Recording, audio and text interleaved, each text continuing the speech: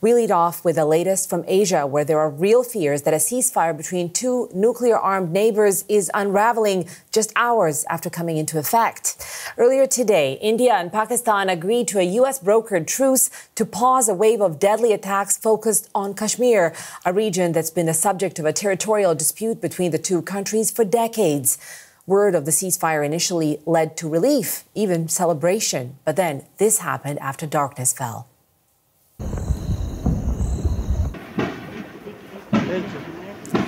This video shows multiple explosions in the sky over Indian-controlled Kashmir. Locals reporting they had seen projectiles, possibly even drones. The chief minister of the region posted online, "This is no ceasefire. The air defense units have just opened up."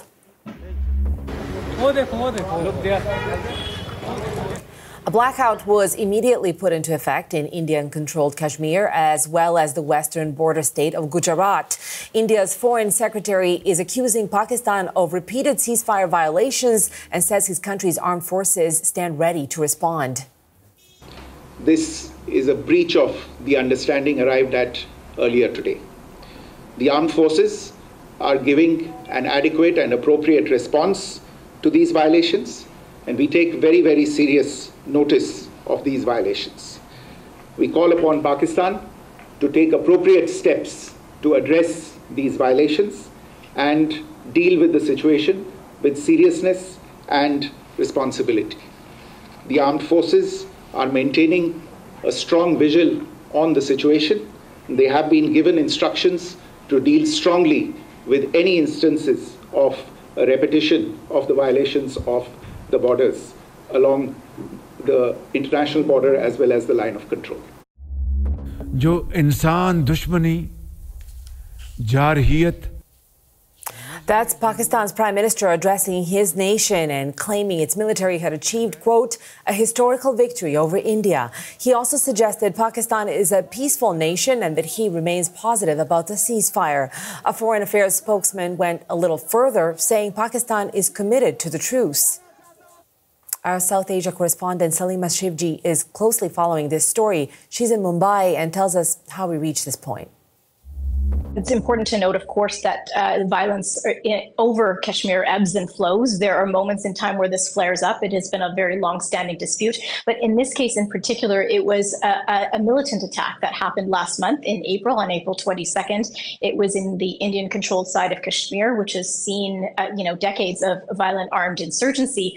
It was in a town called Pahalgam, which is a very beautiful tourist spot. And it was a group of tourists that were actually targeted by these militants, 3 gunmen who actually killed 26 men. Mostly all of them were tourists. And the chilling details of that attack actually did shock and anger a lot of people here in India, because it was reported from survivors that the men were singled out. They were, they were reportedly singled out because they were Hindu. So the religious nature of this divide very present here. And then there was a lot of pressure on India's Prime Minister Narendra Modi to retaliate. India blamed Pakistan for that militant attack, saying that they had linkages to the attack, a claim that Islamabad denied.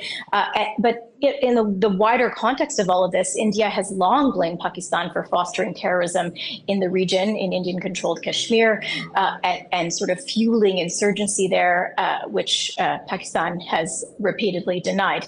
So that is what led to the strikes that we saw earlier this week, where India sent missile strikes into Pakistan, and then day by day, a tit-for-tat retaliation. It just escalated from there, and very, very rapidly. So I think the ceasefire was a bit of a surprise for a lot of people, just because just this morning we were hearing India and Pakistan both blaming the other side for drone strikes on army bases, each trading blame on that front as well, and then news of the ceasefire. That's CBC's Salima Shivji in Mumbai. And for his take, we're now joined by Sanjay Ruparella. He's an associate professor and Jaroslawski Democracy Chair at Toronto Metropolitan University. He's also an expert on Indian politics. Thank you so much for making time for us tonight. Thanks for asking me to join you. Tell me, Professor Ruparella, what do you think overall of this ceasefire deal? How real and lasting do you think it'll be? Well, as your report just suggested, the ceasefire was brokered this morning. It It was very welcome in many quarters, surprising because we were worried about escalation. But there are reports now coming out of both Pakistan and India that there's still cross-border firing taking place. And that's been one of the aspects of this most recent flare-up of hostilities between India and Pakistan, is that there are claims and counterclaims. As we know, the truth often gets shrouded in context of armed conflict and war. And there has been a lot of disinformation on both sides as well. So it's important to verify independently what's actually taking place. But we have seen an escalation on various fronts. That's very worrying. Yeah, truth is always one of the first casualties. I mean, the fact that these skirmishes took place, as you pointed out, mere hours after this truce was reached, what do you think is the motivation for that?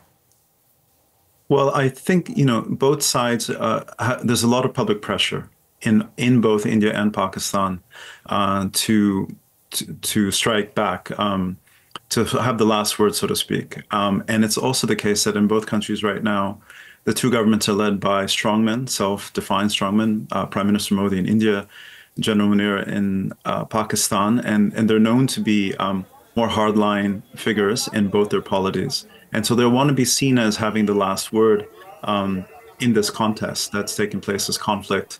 And that's the danger, that there's a lot to lose on both sides. And usually in the past, there's been a cycle in which there's an exchange of fire, maybe 2 rounds, 3 rounds, and then both sides sort of feel like they've won some kind of victory, at least in terms of public perception. And what's unclear in this case, because there's a number of ways in which this conflict has broken former old rules, that we're not sure where it's going to end. Right. So you just mentioned a little bit about the history of these ceasefires, that there's often this, I guess, a display of power on part of both actors, and then things settle down. Would you say that this has generally been the tenor of how ceasefires have worked out between India and Pakistan? If you can walk us through a little bit of history here. Well, the history, of course, goes back to partition. But I think for this, for this conflict right now, the context is really 1999. There was a conflict, some called it a war, in Kargil, in which the United States under President Clinton intervened directly. 2001, there was a mass mobilization of troops on the border. Again, the United States intervened. This was after an attack on the Indian Parliament in 2001. In 2016, India also fired across into Pakistan after its troops were targeted in 2019. And what's different about this one is that usually it's been ground troops that have been involved, but now we see air power, we see drone activity, we see missiles, and we see India has breached far more deeply into Pakistan. Not just in Pakistan-administered Kashmir, but into Punjab, which is really the heartland, the power base of the Pakistani state, targeting air defenses.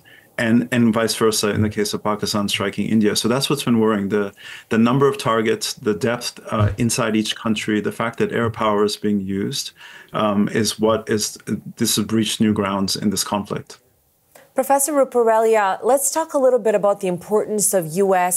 stepping in. What do you think motivated it? And how much leverage does U.S. have over the Pakistani administration, given that U.S. has growing ties with India and growing ties between two men who see themselves as strongmen, Donald Trump and Prime Minister Modi of India. Do you think that U.S. has the power to actually influence Pakistan to abide by the terms of the truce? That's right. So historically, the U.S. and Pakistan have had a long strategic alliance from the 1950s and the Cold War. It ramped up after 9/11.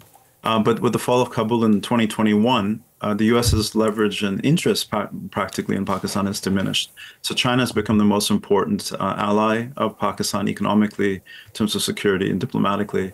In the case of India, as you said, growing strategic defense and economic ties over the last 2.5 decades. But India's always wanted to see this as a bilateral issue. And so it's very clear that President Trump declared that he was a mediator from this, but the Indian side didn't recognize that. They see it as a bilateral issue. It's been Pakistan historically that wants to so-called internationalize the issue, to bring in international mediation, because there's a huge asymmetry of power between Pakistan and India, in the conventional military terms, in the terms of the state and size of their economies and so on.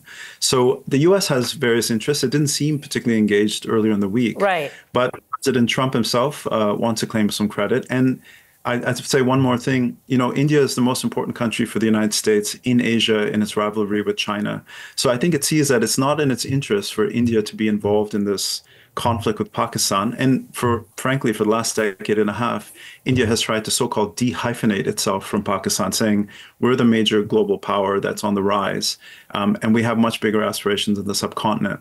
But this conflict has been there for decades, and so it's in the interest of both sides to sort of see an off-ramp in this conflict. What role do you think, you just talked about the role of the broader international community beyond the U.S., what role do you think Canada can play? Canada is home to sizable diasporic communities of both Indian and Pakistani people, some of the biggest in the world. So certainly lots of people have family members there, are watching the situation unfold with some trepidation. What do you think Canada can do at this point? I'm not sure there's much Canada can do. I mean, I think what we have to focus on is, as you say, there's very large diaspora communities in Canada. We have to make sure that there's attention to that, and that we sort of see conflicts have a transnational dimension. We want to make sure that there's an openness here to what's happening, and a sense of empathy for what many families would be going through, which is a great deal of fear that this could escalate into a full-out war. But the key countries for India and Pakistan would be the United Arab Emirates, Saudi Arabia. India consulted the United Kingdom, but also Russia. It's long-standing, long-time. And so these are the key countries, and China, of course. So it's not clear at this stage what Canada could do. If it was the case that there was some kind of process to address some of these issues, that other nations were getting involved in some multilateral fora, then maybe Canada might play some kind of role. But I don't see it at this stage. Professor Ruparella, thank you so much for joining us, and I'm sure we'll be following this issue in the days to come, and perhaps you can join us again. Sanjay Ruparella is an associate professor in politics and administration at Toronto Metropolitan University and an expert in Indian politics.